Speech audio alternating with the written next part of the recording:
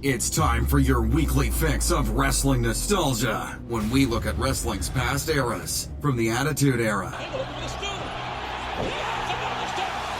to the Reality Era. I'd like to think that maybe this company will be better after Vince McMahon's dead, but the fact is, it's going to get taken over by his idiotic daughter and his doofus son-in-law and the rest of his stupid family. To today, here on the WWE Podcast. Hey everybody, and welcome to the Wrestling Nostalgia episode of the WWE Podcast here. It is Wednesday, March 31st, 2021. I hope you're all doing well. As we get closer to WrestleMania 37, I'm keeping with the WrestleMania theme. So those of you that are sending me wrestling suggestions, wrestling nostalgia suggestions, I am tabling them for now. They're going in the suggestion box, the virtual one, of course. It is being stashed away for after WrestleMania. I'm putting them away for, again, post-Mania time, and I've got some great suggestions, so keep them coming. I will be doing Wrestling Nostalgia episodes that do not revolve around WrestleMania, but I want to get through WrestleMania first and foremost. So again, please feel free to email me at realwwepodcast@gmail.com if you want to send me a suggestion. And again, today is Wrestling Nostalgia, but it's also the mailbag. If you haven't already joined us there and you want to get your question answered or your rant on the air, as long as it's PG, it will get on the air. And no better time than WrestleMania season to do that. You can call us at 518-952-0247, or you can email us. Again, realwwepodcast@gmail.com is our contact. And again, that will be dropping immediately after this. It's a dual recording night for me, so yeah, I'm usually up till past midnight. But I hope you're enjoying them because I know I am, being able to give you guys a voice here. So that'll be, again, after this show. But here, we're here to talk about wrestling nostalgia.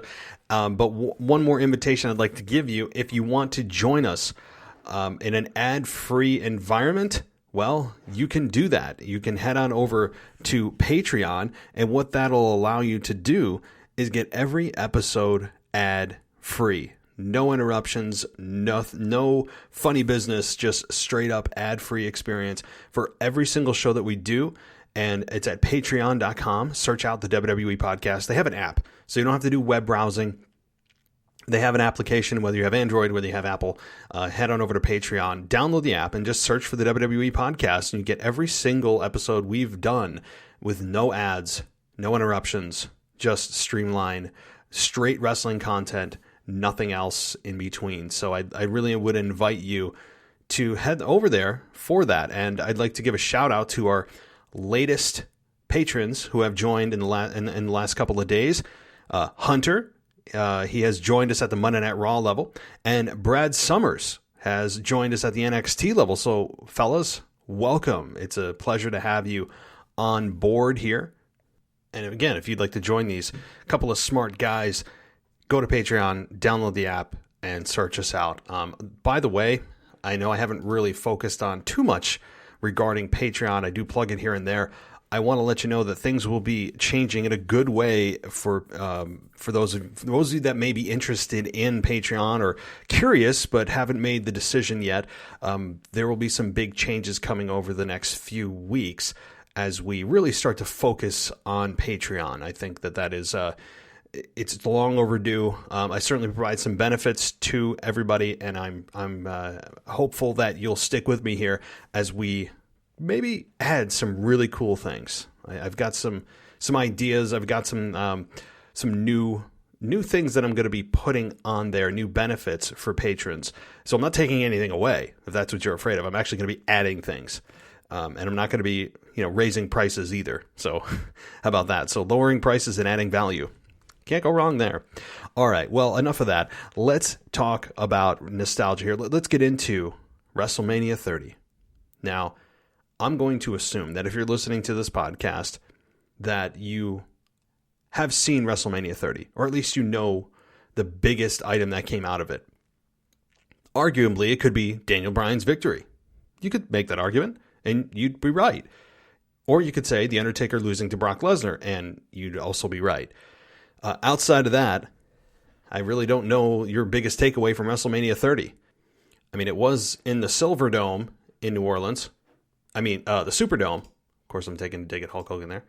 But, outside of that, let's take a look at the card so that you can be a judge for yourself. Now, again, we have broken this match down in the past, but it's been a while, and as time goes by, I want to talk with you guys and hear your thoughts as well about, as time goes on, do you accept this decision more or less or the same? I mean, I wish I could take a poll right now of everybody listening, but I'm going to give you my opinion and let you know about whether I think this has lived up to the sacrifice WWE Vince McMahon made that night by breaking The Undertaker's streak.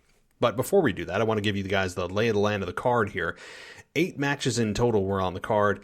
And first out was the Usos, Jay and Jimmy Uso, before they were the evil heel Usos, taking on, they defeated Los Matadores, the Real Americans, which consisted of Cesaro and Jack Swagger, with Zeb Coulter, and Rybaxel, Curtis Axel, and Ryback. Again, this was a fatal 4-way tag team elimination match for the WWE Tag Team Championship.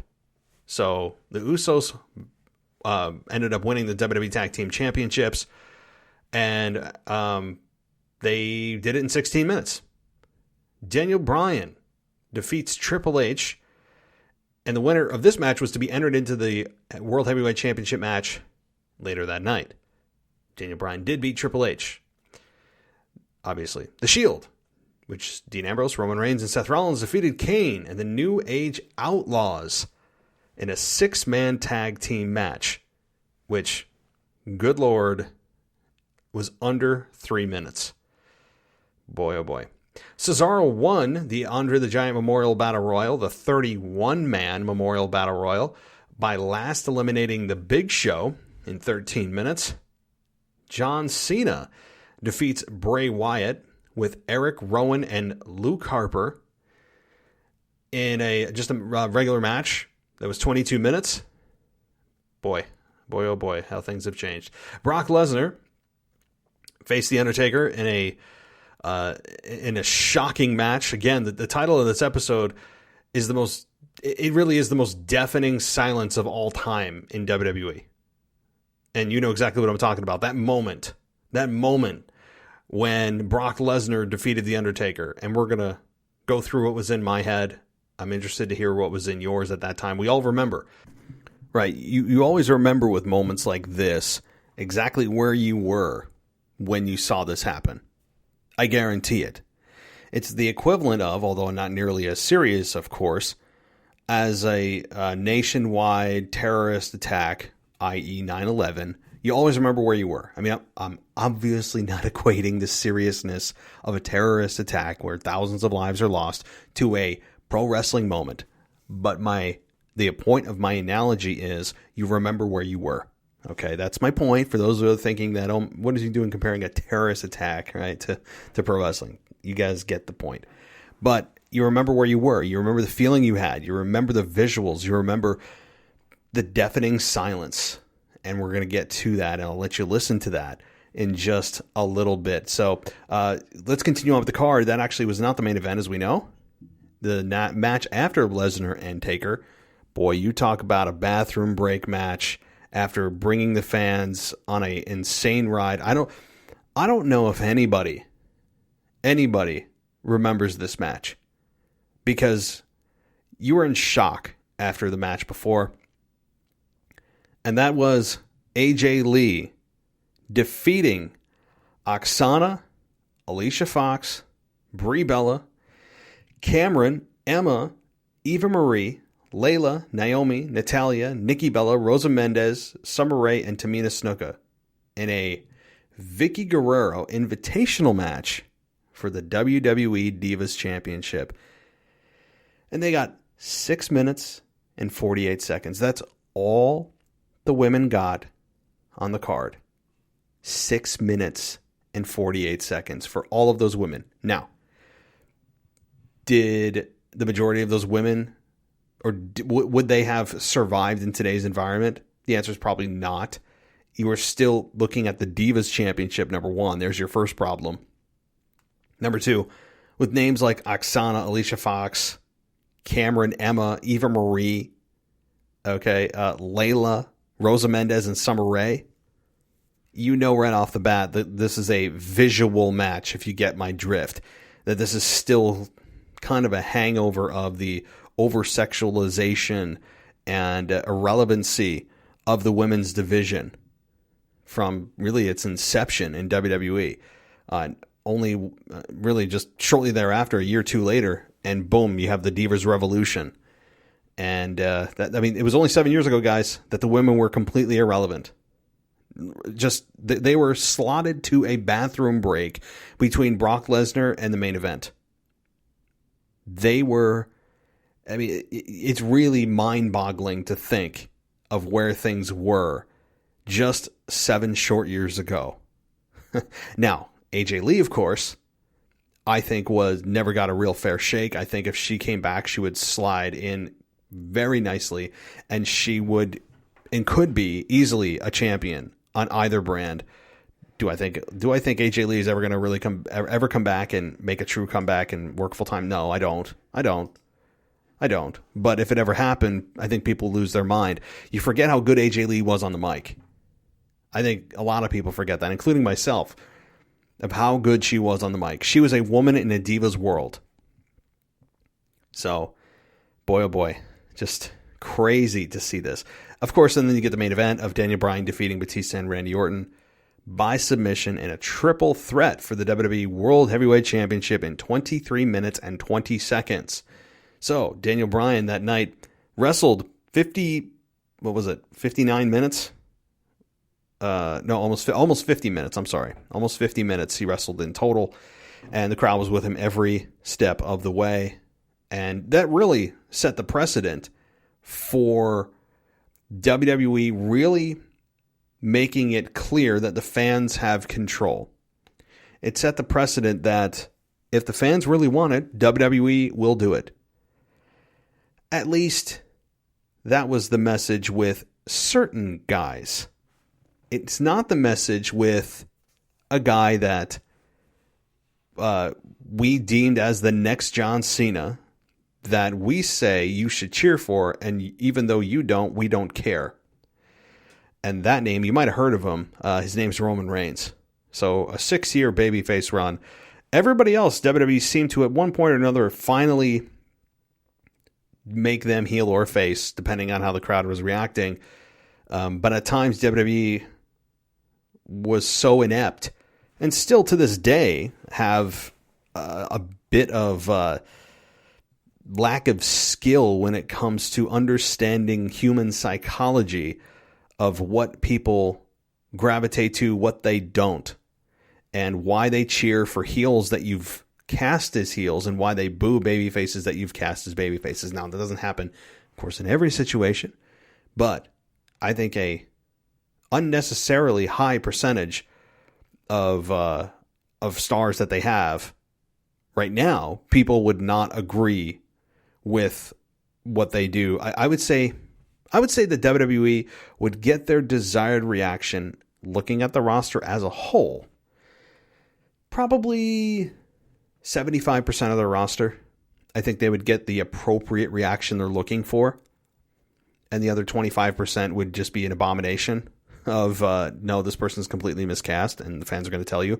The problem is it's been over a year since fans have been able to actually say something to WWE in person in the moment. So they've been able to really run hog wild with all their cinematic garbage matches. And to me, every single one of them was garbage. Some of them more than others. I think the only passable one was the Boneyard match. That was passable. I'm still not a fan of it. And I know it's Undertaker's last match. That doesn't mean I have to like it. Okay, I understand it and its importance and its significance. But that doesn't mean just because it's Undertaker's last match, I have to like it. I'm not a fan of it. I still think he should have gotten his final moment in the ring against a formidable opponent, maybe The Fiend, whatever.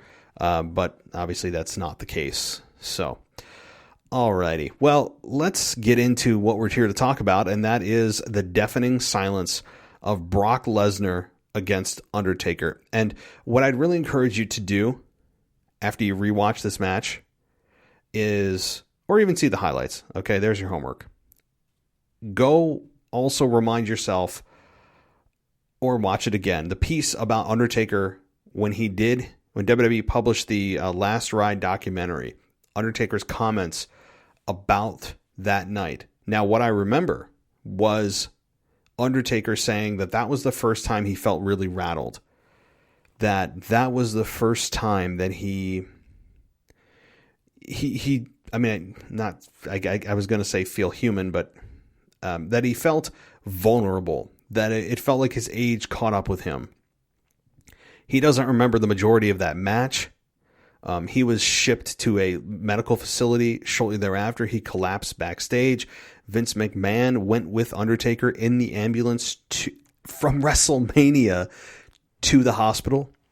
That speaks to the relationship that Mark Calloway and Vince McMahon have, which I think is deeper than most people realize. Vince McMahon was even brought to tears, but fighting it, of course, on camera when asked what Undertaker meant to this business. I forget what interview it was in. Maybe it was in the Dead Man documentary, or the Last Ride documentary. But the relationship between Mark and Vince it's stronger than I think most of us realize. For Vince McMahon to do that, for all the crap we give Vince about his creative and he's out of touch and he's an old man, all of that's true. It's just all true. But at the end of the day, he's a human being like the rest of us, even if he doesn't think he is. And he did show, he does occasionally show human emotion. So that was very telling. When Vince McMahon would leave the biggest show of the year that he is in charge of to go to a hospital with Mark that's very, very telling. So, but nonetheless, this match, I remember the build to this, Undertaker jamming a pen into Undertaker's hand, I think, when he was going to sign the contract. I never was a fan, by the way, of Undertaker's shaved head look. That to me never fit him, and I understand Undertaker's need to always adapt and change and progress and evolve. There's the word I was looking for. I understand that, and he's done a great job of that over the years to keep himself fresh, to keep himself relevant. But that shaved head look, not good. And to be honest, I think he looked a little lean in this match anyway, where muscle mass, I understand he's never been a big jacked guy, at least cut anyway, but he looked a little, this was the first time I think Undertaker looked old, was WrestleMania 30. Because in the prior years, it was Triple H. He had faced Triple H twice. CM Punk the year before. Triple H at 28 and 27. Michaels at 26 and 25. So he had come off a really good streak of Michaels, HBK, and CM Punk. And now you get the Beast, Brock Lesnar, a much different style of fighting. And I'm really surprised. I had forgotten this match went so long, for 25 minutes. I mean, that's a long match. That's a long match, particularly when Brock Lesnar's name is involved in it. You have a 25-minute match at WrestleMania. Wow. So let's take a listen to some of the audio, some of the commentary. And this is some of my favorite parts here. So let's take a listen, and we'll circle back. And we're underway. Brock Lesnar off the ropes, and Undertaker strikes first with the right hands to Lesnar, driving the Beast back to the corner. He's already got Lesnar reeling. Yeah, perhaps the greatest striker in WWE history, the Undertaker. And now it's Lesnar with the power in the belly of the Undertaker. That right there was a statement in the early going. And now it's Undertaker knocked over the top rope. Wow. Look at this. Lands on his feet, however, and he will not be intimidated. I need to stop right there. Okay, look, Michael Cole, if you're listening to this, Everything doesn't need to be an effing statement. You're kidding me, right? Boy, I forgot that this verbiage was used all the way back, that far. I had thought it was a recent addition to the corporate buzzwords. I mean, you could argue everything you do is a statement, everything you do is a message, because we all speak 80% with our body language. So everything that you ever do ever is a message. I don't know. I get on these stupid rants. I know people hate when I do it sometimes, talking about such small stuff, but okay, you heard the lovely verbiage. But and as I'm looking, man, Undertaker just looks weird. I mean, he looks weird with his like half goatee, but mohawk that's a shaved head.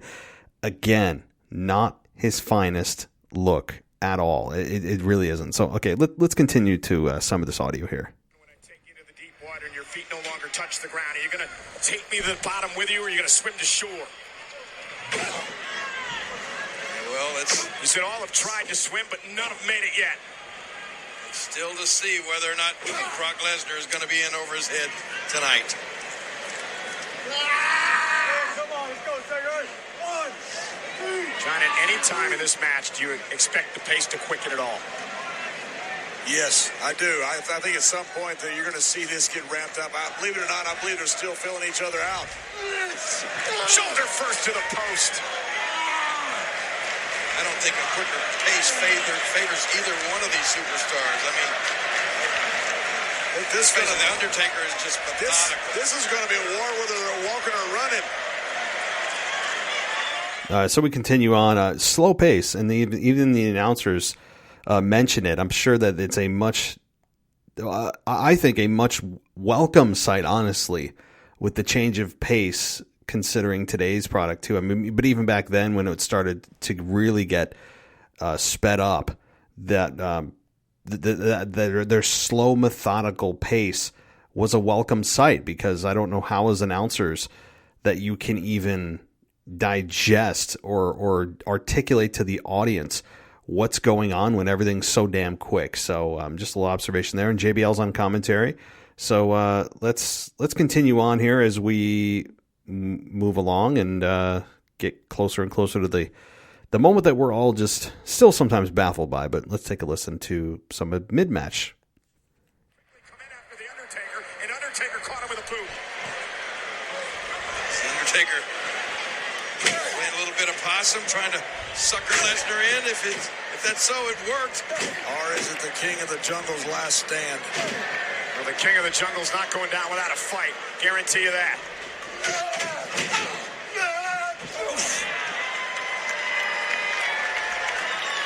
Now a bit of a flurry being built by the Undertaker here. Could it be rally time?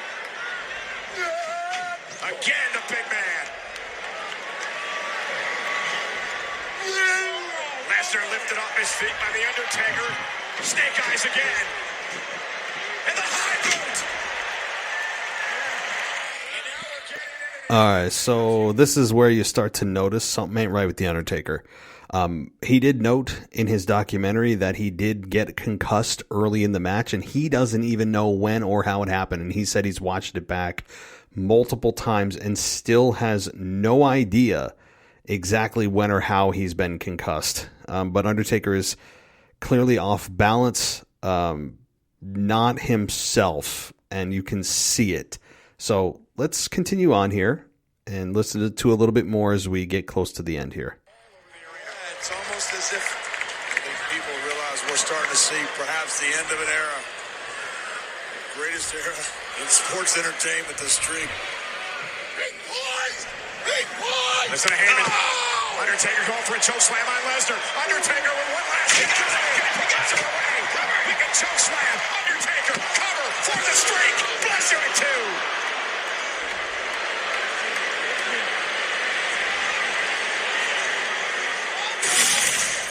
Watch this. They have taken with little energy. The Undertaker had left, but he got Lesnar up, back down. All right, choke slam and a kick out as expected. And here we go. Tombstone, no. Uh-oh. Undertaker up top. Brock Lesnar with the F5 for the F5. Brock Lesnar and Undertaker at 2. All right, so Undertaker kicks out, but that, of course, is not the end of the story, as things start to get pretty crazy pretty quickly here. Undertaker hits a triangle choke, his Hell's Gate, I guess he calls it. Undertaker or Lesnar didn't tap. He gets out of it. Undertaker struggles to his feet. They have a few more exchanges, and then Undertaker gets to Old School, and well, let's take a listen to that. And Brock Lesnar with Undertaker up top. Goodbye, streak. Kick out. Shut up, Michael. How did he do it? Michael Cole needs to you talk about okay, Michael Cole, the more I listen to this match, the more Michael Cole just took away from it. He number one, he just committed the biggest sin that announcers can commit, whether it's a championship on the line or in this case, streak on the line, saying the streak is over, immediately knowing, okay, well, now he's kicking out, or that he's losing, he's going to win the championship, immediately knowing that now he's not going to win the championship. Announcers, I don't know what it is, why they need this incessant knee-jerk reaction to every single time to try to make fans believe. But how many times have the announcers called something like this and then have it actually happen? The answer is a fraction of a percent. I don't know if I've ever heard it. So when we're conditioned to react the way when to react the way when the announcers say that something's going to happen in the moment, you now know immediately that's not going to happen. And when the fans have been educated to believe that, then you just immediately completely kill the moment. And I don't even like the referees count how quick it is. Referees count faster than 3 seconds. I will tell you that. It's more like 2.25 seconds. It's certainly 3 seconds. Counts need to also slow the F down. Make it actually 3 seconds. You know how fast 3 seconds is? 1, 2, 3. That was 3 seconds. Now listen to the pacing of the referee. It's 1, 2, 3. It's off. And those fractions of a second mean everything when 3 seconds is all it takes. Again, that's been a pet peeve of mine for many, many years now in WWE of how quick the counts are. Slow the hell down. Earl Hebner. Everybody just needs to take a class from Earl Hebner. He had the best count in the history of refereeing.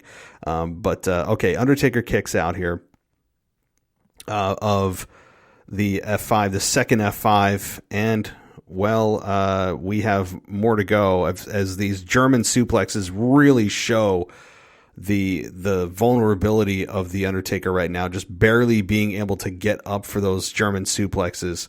You know something's wrong. Undertaker then gets a last ride on. Let's see if I can get to it. Wait for Lesnar to make it back to his feet. Brock Lesnar back to his feet. Undertaker stalking Lesnar. Oh no, he's going for a tombstone. What can he do? What does he have the strength left to do? Undertaker with Brock Lesnar up high. Perhaps looking for the tombstone pile driver. Does he have the strength left? Tombstone pile driver. The cover on Lesnar. Lesnar kicked out at 2. Okay, Lesnar kicks out, not of the last ride, but the tombstone. Tombstone pile driver. Brock Lesnar. All right, so things now I think come to a conclusion.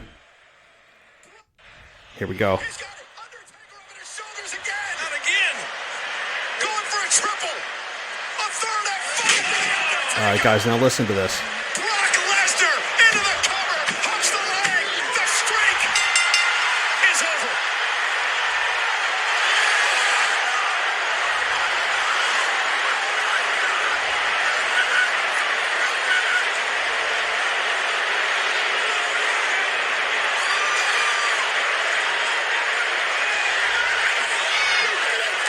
did it. He did it. He did it.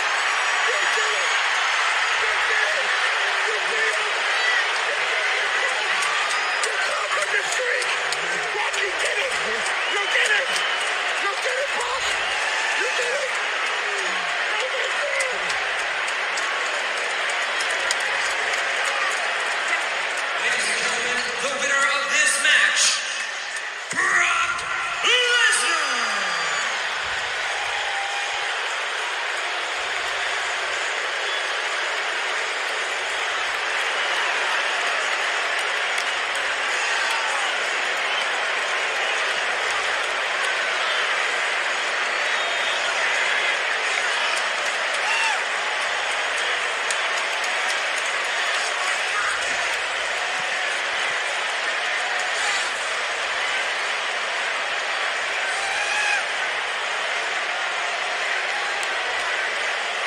All right, I'm going to pause it there.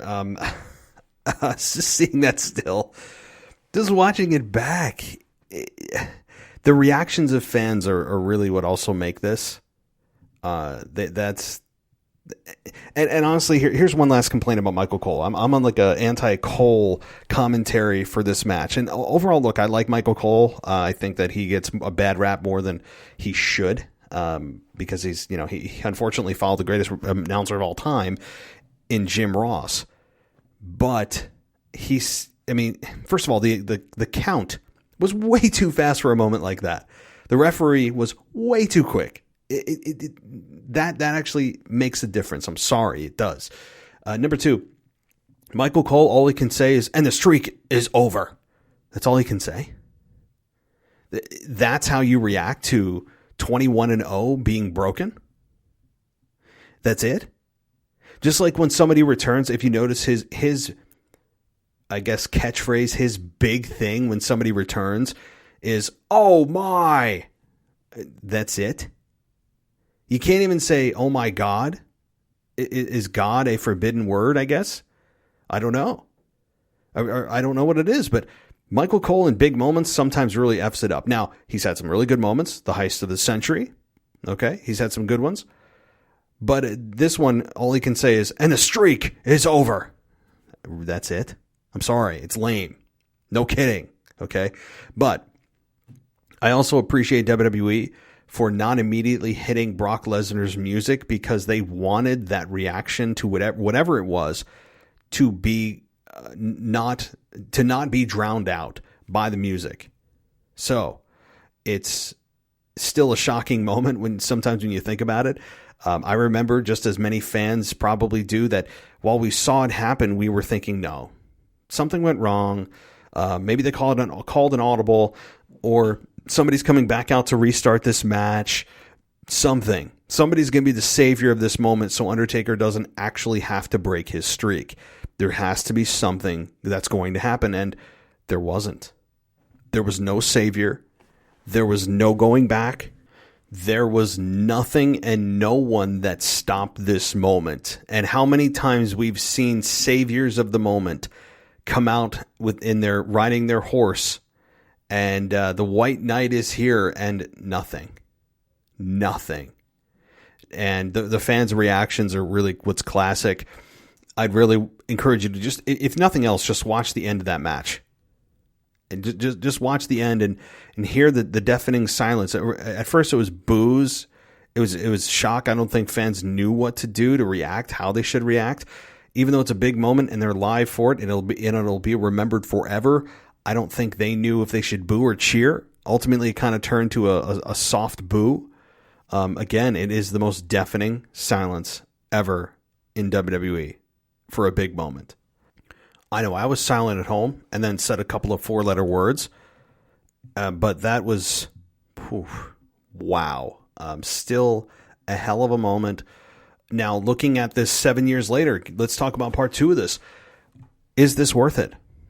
Because the thinking at the time for Vince McMahon was, and he said this on Stone Cold's podcast, was, he said, looked around the locker room and, there was nobody else that he could see being legitimate enough to actually beat The Undertaker at WrestleMania. He said he wanted to do something big at WrestleMania.